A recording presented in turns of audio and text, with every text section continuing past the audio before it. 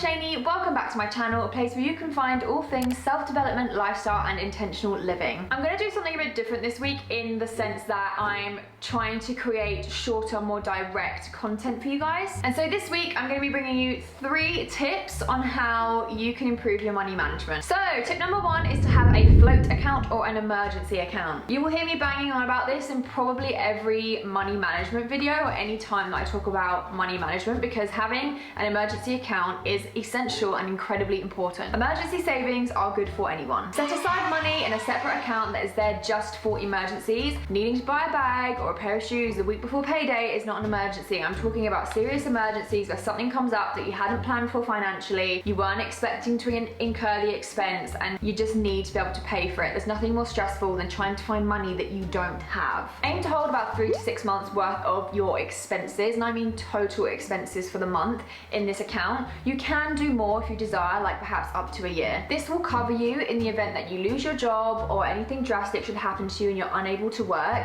If you've got 3 to 6 months or more worth of expenses in an account, you can relax knowing that you're covered and you can live and survive for the next however many months that you need to without an income. Tip number 2 is to prioritize your debt. Not a sexy tip. Nobody likes to acknowledge that they have debt, and nobody really likes to be putting all their money into paying off their debt when they could be doing fun things like going on holidays, spending it, and meeting your savings goals. The most integral thing to know is that if you have debt, do not add to it. The fact that we have debt in the first place is bad, and the fact that we're at a point where it's unmanageable or perhaps it's not been able to be paid off in 1 month is bad. So we don't ever want to add to it, we just want to prioritize paying it off and making it smaller until it's completely non-existent. It does not matter how much you want to go out or how much you want to buy those shoes or you want to go on that holiday. You need to be proactively paying off your debt. You can have your luxuries back again once you've zeroed your debt, but you need to remember, if you have £1,000 in savings or £1,000 to go on a holiday, but you owe £2,000,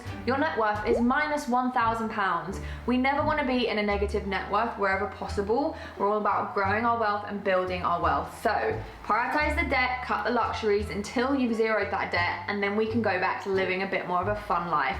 Trust me, it's all within your best interest to prioritize the debt. Tip number 3 is to separate your spending money from your direct debit accounts. Having a card that is specifically just for your splurge money or your spend money, which is the money that you're allowed to do whatever you want with after you've paid your bills, prioritized your debt, and put away for savings accounts or met your financial goals. That money that's left just for you to do what you want with, put it in a completely separate account. The reason for doing this is if you leave your spending money in the same accounts that your direct debit comes out of, there's no way for you to see exactly what money you've got left to spend, because unless you know that all your direct debits come out on the exact same day, you don't know which money's left there to pay your direct debits and which money's left there for you to spend. That means you can accidentally overspend and eat into your direct debit money, meaning you have to find money from somewhere else to pay your bills. This is not cool, it's not cute, and it's not organized. Having your spending money in a separate account makes you acutely aware of how much you've actually got. When that money is zero, that's it for the month. You have to wait until you get paid. Do not go into your savings money.